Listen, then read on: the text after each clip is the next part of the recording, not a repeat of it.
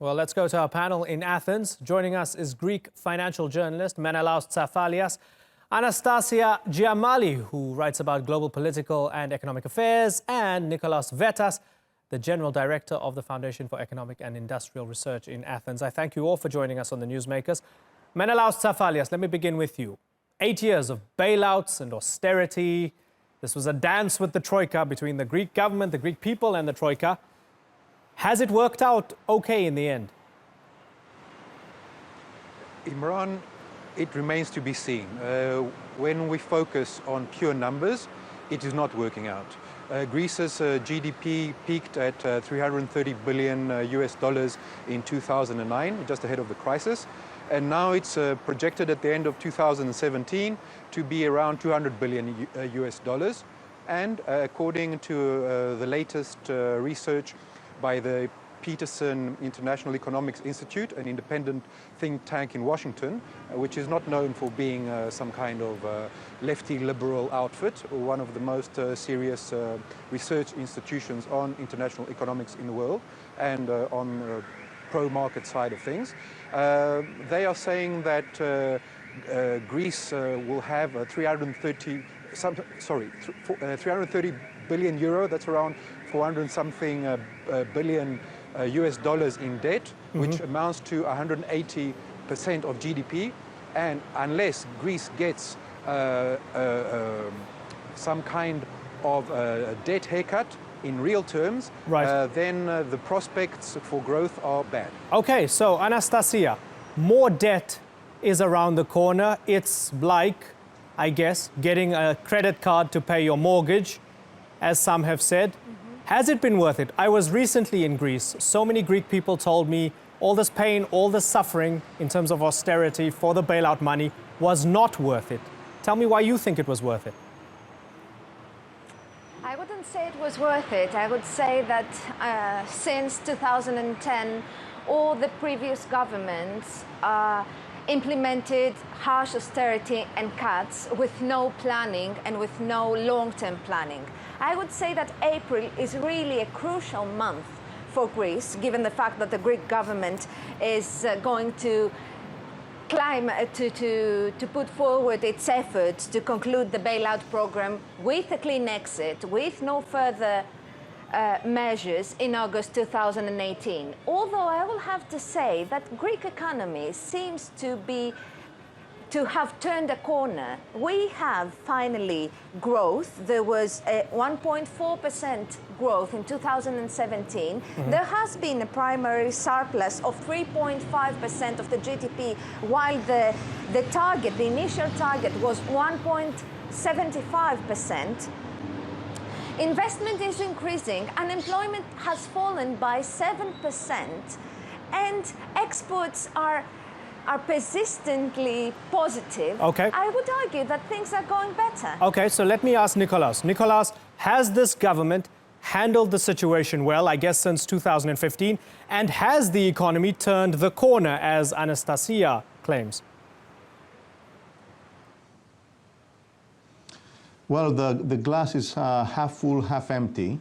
I could certainly find lots of areas where things should have been done better.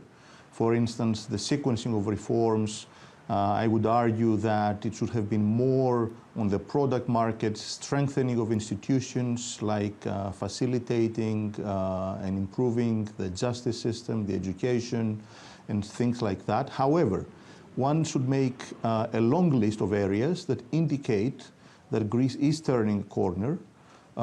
First of all, the famous twin deficits. On the fiscal side, Greece is no longer producing deficits. In fact, it is in primary balance surplus for now 2 or 3 years. The external balance has been fixed, and this has been done without Greece abandoning the euro, which is a very strong currency. So this is helpful for the Greek households. Competitiveness, to a very large extent, has been recovered. Greece grew in real terms about 1.4% last year and is projected to grow at about 2% this year with 0% inflation. Exports are growing. Okay. Now, not everything is a rosy picture. Right. First of all, there are some legacy issues, meaning the public debt and then private debts. In the end, it has to do with what some people that have been monitoring the Greek programs call ownership. In other words, the extent to which the political system in Greece assumes full responsibility rather than the partners and the debtors imposing the measures. Right. To some extent, this has been done, but there is still work to be done. Anastasia, as we follow the traffic, we're still not seeing people coming back. All we see is 500,000 people who have left, including many, many young professionals who felt this is not for us, austerity is not for us, cut pensions are not for us, depleted education sector, healthcare sector, and so on and so forth. They've left the country, they're not coming back. Is that the ultimate litmus test, that until they start coming back, your country is still an economic basket case? I would say that the country is getting back to normal. Normal, although, will depend on what's going to happen after August. Today, as we speak, actually, the government will be presenting the first post-bailout era growth plan. The growth plan has 4 different audiences, and its strategy is to reach the institutions, the markets, the creditor states, and Greek society. As far as Greek society is concerned, we're talking about a reconstruction of a social network. We're talking about a rise in the minimum wage and a return of collective bargaining. Of course, it's not a rosy picture, but I think the only way now is upwards for Greece. So the Troika is still holding on to €1 billion unless final reforms are made as we build up to the summer. I want to go back a little bit. Menelaos Tzafalias, I want you to have a little listen to what Yanis Varoufakis told me a couple weeks ago when I sat with him at his DM25 offices in Athens, near Exarchia. I had a chat to him about that pivotal moment in 2015 when his prime minister decided not to go with the will, or your prime minister as well, decided not to go with the will of the people in that vote and decided to strike a deal with the Troika. Have a little listen to what he had to say. They freaked out, allow me to use the vernacular. If my prime minister at the time had backed me up, as he was saying he was going to, then we would have changed Europe. Because this extending and pretending would not be plausible anymore, or possible. So Menelaos, if my prime minister at the time had backed me up, as he was saying he was going to, then we would have changed Europe. Do you believe that? I have no doubt that would have happened. We haven't seen, since that time, the Greek voters, all Greek voters, essentially adopting this. Because indeed, in the July 2015 referendum, we had an astounding vote in favor of saying no to the proposed program by our official creditors. Mr. Tsipras then going back on what he was pretending to say, at least in public, going ahead with agreeing with his creditors, and then winning the elections in the autumn of 2015. But one thing I can definitely vouch for is, thanks to Mr. Varoufakis, we have had a glimpse into the workings of the European Union at a deeper level than the usual round of public statements. So now I think we are more savvy about how things work and how we can go about obtaining objectives.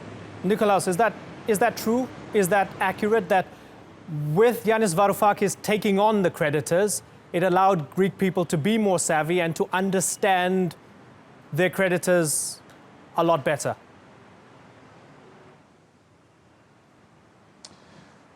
No, I'm sorry, but I have a completely different view on all this.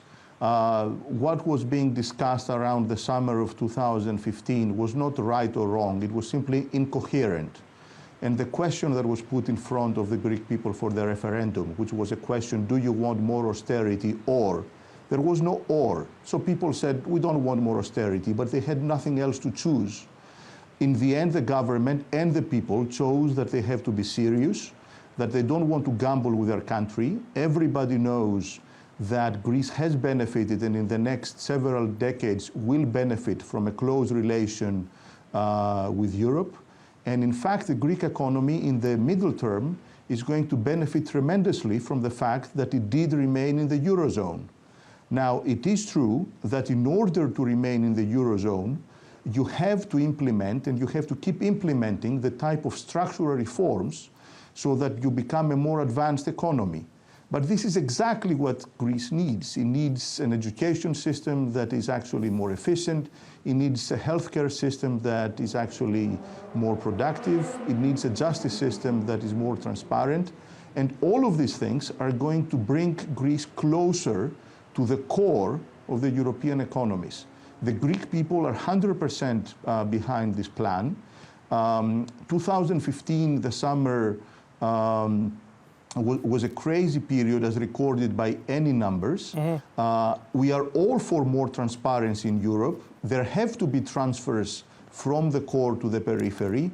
However, all this has to be according to some plan, not according to myths. Nikolaos, let me ask you then. Some people, a lot of people see one of the symptoms of all this austerity over the years was that you now have neo-Nazis in parliament in Greece. Was that a price worth paying? There are extreme parties in the Greek parliaments, but not to a larger extent than there are to most other European parliaments.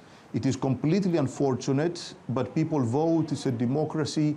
Even if they vote for some such extreme people, I don't like it, but it's part of the game.